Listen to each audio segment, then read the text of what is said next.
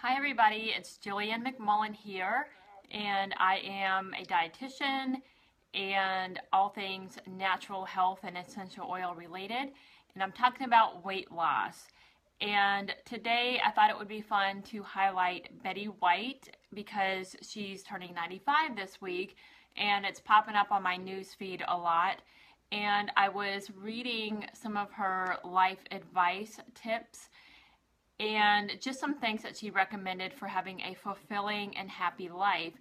And the first thing is that I think that what an awesome thing it is to be somebody that, not only turns 95, because that's always a really big deal, no matter who you are, but to be somebody who's 95 and to be as, alive as she is, and to be somebody that people want your advice.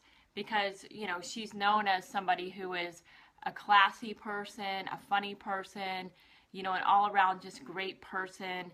And people really want to know what she has to say.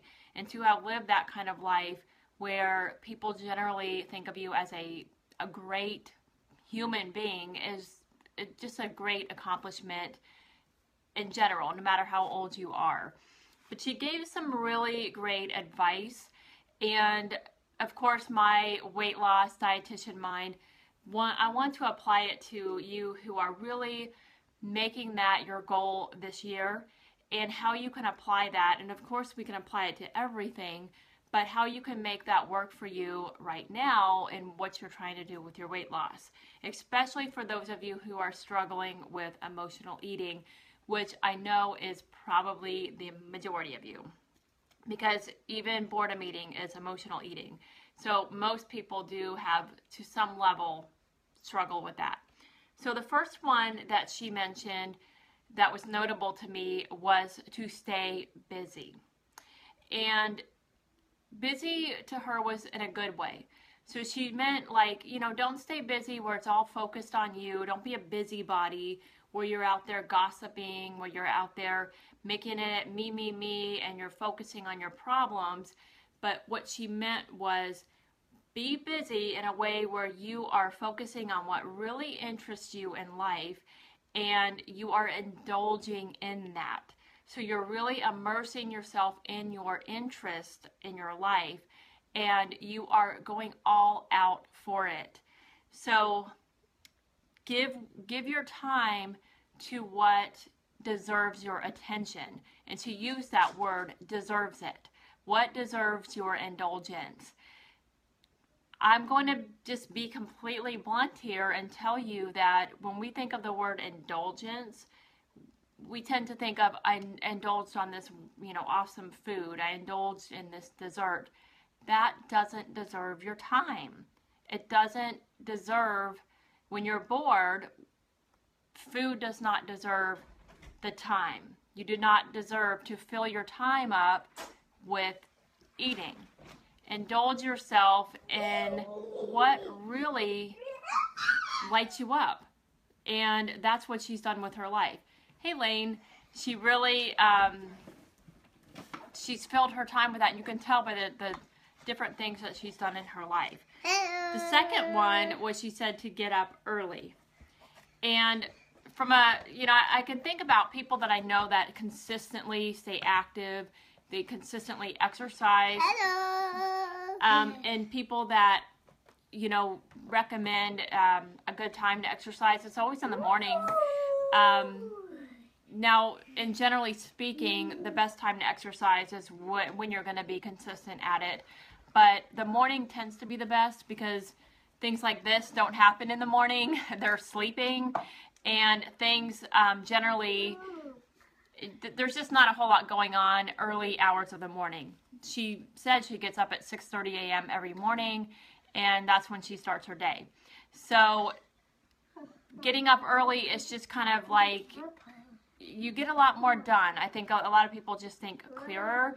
If you've ever read the book Miracle Morning, there's one for network marketers, there's one for parents, and there's just one for everybody.